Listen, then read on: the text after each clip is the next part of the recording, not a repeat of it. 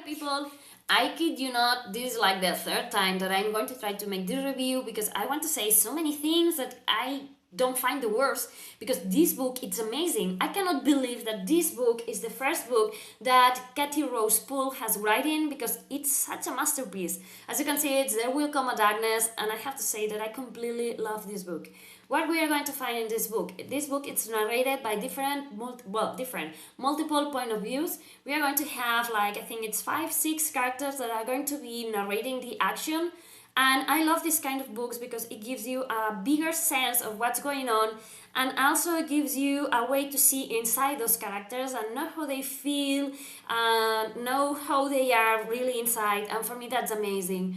Also, it's a fantastic world, like a very dark fantasy, and I'm saying dark fantasy because we are going to see a lot of battles, and there's people who's going to die, there's people who's not going to make it, and it's explained in a way that for me makes sense. What I'm trying to say is that sometimes when you see a movie or when you read a book, there's these people fighting for what they believe and they die and that's all, and the rest of the people just carry on as if nothing had happened. Here we are going to find people who is fighting for what they believe in, and they are left dead or maimed or whatever, and we are going to see the blood, and we are going to see the gruesome part of the dead. We are going to have to bury people, and we are going to see the effect that this death has on the other characters and how they are affected by this death.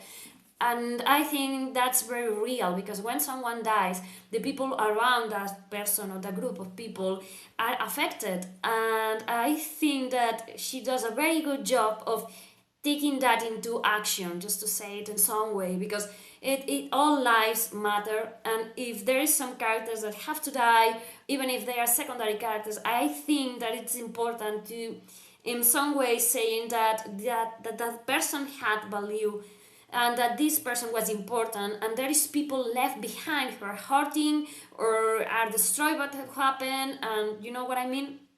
So, before I go in into much more observations, I have to say that this book, we have characters that have abilities that are called Hesha, and if we go to the beginning of the book, we are going to have this map of where the action is going to take place, and also we are going to find here a list of the 4 Esha or bodily grace, and we have like 4 of them, as I say, and one of them is the grace of the heart, and it's used by fighters and all of that because it enhances strength, agility, speed, and senses. We have the grace of blood that's used by healers because it can give and take vital energy just to create arm or to help healing.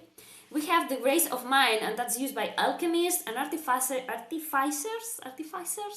okay, create objects imbued with unique properties. And also we have the grace of sight, that it's used by sensing and locating living beings, and it's used by scryers. So we are going to find this main character called the Hierophant, and he's a guy with a mask, and he's going to be our evil guy, and he believes that the world doesn't need these people with power, because these people with power think that they are just over all of us and that they can rule and that they can do whatever they want, and he wants to eradicate all of them and create a new society where these people no longer exist.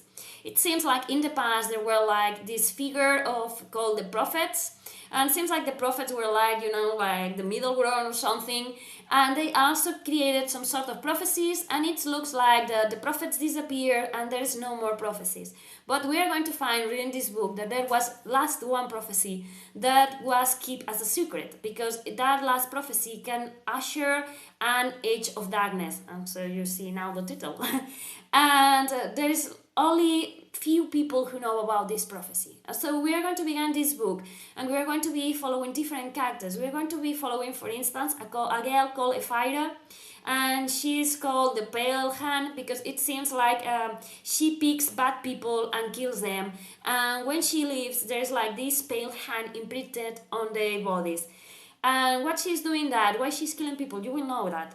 And it was for me it was incredible, the things she does, how close she is to crossing the line to becoming a monster, because she's doing that out of love. She's doing that because she loves someone, she's protecting someone, and it makes you think to what will you do if you had the power of of helping someone. Where will you stop?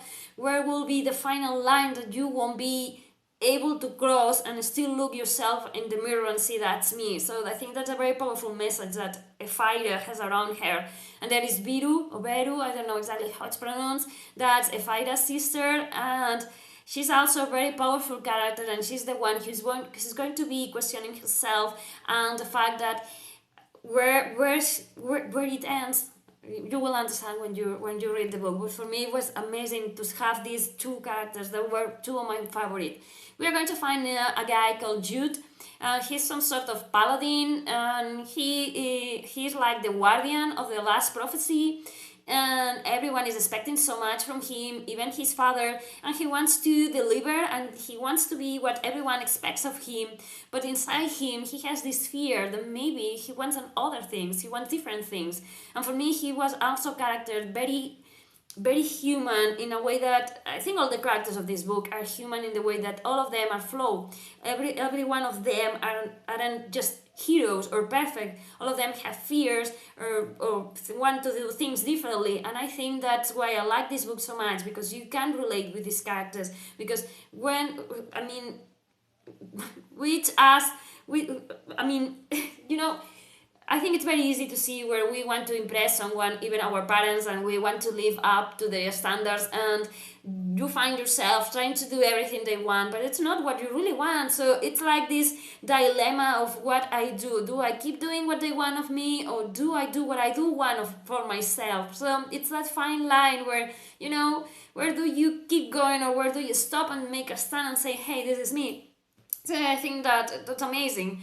Also, we're going to find another character who's called Anton. He has a very powerful gift, and he also has been on the run for all his life, because he has been running from his past.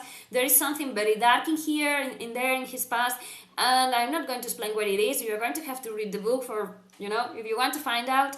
And I have to say that this character is amazing, because it's one of the most working arcs, because when you end the book, he's still working on who he is.